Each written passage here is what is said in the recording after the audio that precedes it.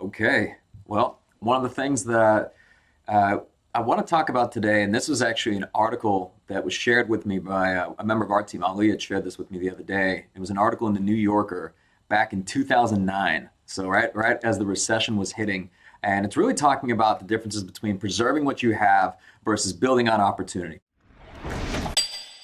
Because this is a question what I've been hearing from a lot of entrepreneurs lately. It's like, what do I do? Do I just focus on hunkering down and cutting expenses and preserving what I've got right now? Or do I focus on perhaps there are opportunities that I can take advantage of and leverage? And the best way to look at this, I'm always a student of history. So I always like business case studies, and I find that the past really does repeat itself, and there's a lot of great lessons to learn. So back in the late 1920s, there were two companies that dominated the packaged cereal market. It was Kellogg and Post. Okay, these were the two. And when the Depression hit, Post dialed back on all their efforts, R&D, advertising, everything that they were doing. But conversely, Kellogg had actually doubled up on its advertising budget. It started, spreading out into radio. It introduced a new cereal by the name of Rice Krispies. This is where like Snap, Crackle, and Pop they first debuted. And by 1933, as the economy was taking a nosedive, Post was taking a huge hit. But Kellogg's profits had risen by about 30%. And it actually, as a result of that, became the industry's most dominant player in the packaged cereal market. So what's interesting about this is when we see case studies like this, and there's obviously several more. I mean, you have to think, Kraft, I think, introduced Miracle Whip also in the 1930s, and it became like the best-selling like dressing. Apple introduced the iPhone in 2008, like the absolute, you consider like the worst time to introduce a luxury, high-end, expensive mobile device, which at the time there weren't really smartphones, and that was in 2008. That was the iPhone, and we all know how that took off. So it's interesting that when hard times hit, what we see rather than businesses do what Kellogg did in terms of like doubling down and increasing marketing, increasing investments in growth and development, many companies actually act like Post, and they cut spend, they press pause on the business, and they wait for the good times to return. And I understand this because this is really done to preserve what you have, right? Which is an important decision. But the studies show, and there's been numerous studies, that companies that continue to invest so that they don't cut spending, and in many cases, they actually increase spending on R&D, on growth, on their team, on hiring, on advertising. When they do this during recessions, they actually do significantly better than the ones that make big cuts, which we would, of course, that seems pretty intuitive.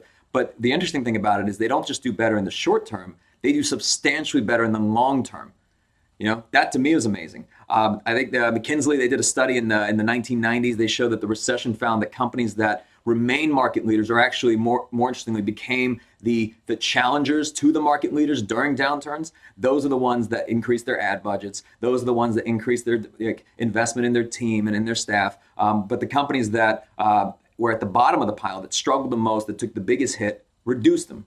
So it shows that in recessions or in difficult times, or whatever it might be, there's actually more opportunity for challengers, not less. So meaning that this is where people from who are, not market leaders become market leaders. If you're, not at the top of your market, this is where the biggest gains are made by the challengers. So this is where, again, I see this as a tremendous opportunity for many businesses. Now, everybody is, obviously in a different place. And Bain and Company, they did a study, if I'm getting this correct, it was also early in the 1990s. They found that twice as many companies leaped from the bottom of their industries to the top as they did the years before that recession had hit.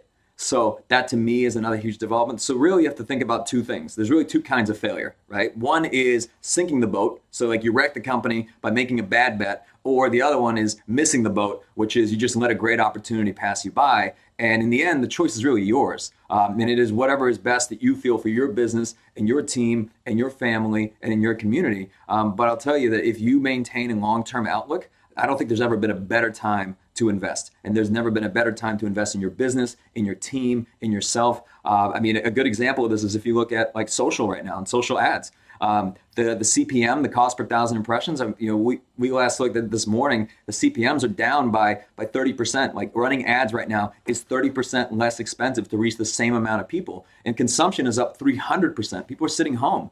The reason the CPMs are going down is because a lot of advertisers pulled back, a lot of businesses, a lot of people in the event space, a lot of people in sports and just businesses across America, which means that ad costs are significantly cheaper and you can reach more people for significantly less than you could before. And the fact that people are consuming more content now than ever is also a huge plus, so that your actual reach and frequency and engagement is, watch time has been at an all-time high. Even if you aren't doing paid spend, even organic reach is up right now, which is a huge, it's actually super rare.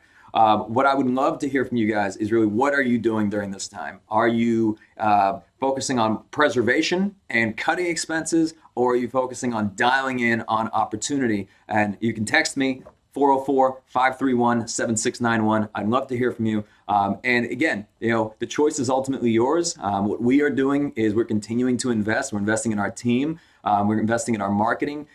I'm feeling the hit as well. It is painful. Many of us are quarantined. Our entire team is working remotely. Undoubtedly, this is, we're taking a big economic hit, but we've made the decision to continue to invest. We have not cut any vendors, no partners. We have not cut any team members, and we won't be doing any of that. Instead, we're going to focus on what can we do during this time to better support our clients, and what we can do to support our community, and also what are the initiatives that can make us a better organization when we come out of this. And that's what we're focusing on right now, and we're really doubling down on. So let me know which one you're doing, what your thoughts are. 404-531-7691. Just shoot me a text. Thank you.